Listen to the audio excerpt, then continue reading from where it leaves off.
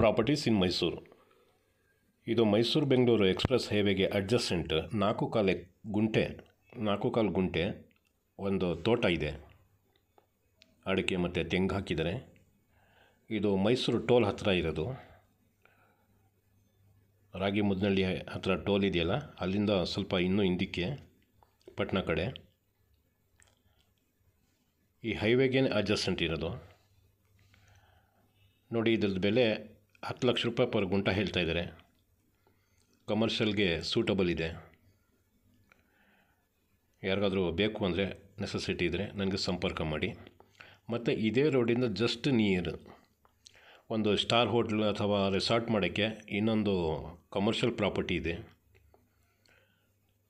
ಅದು 36 ಗುಂಟ ಇದೆ with DC conversion ಏಕಾತ ಆಗಿರೋದು.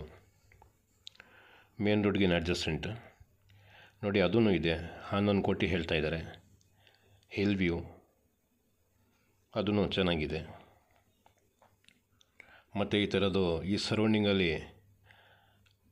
17 ಗುಂಟೆ ಒಂದು ತೋಟ ಇದೆ.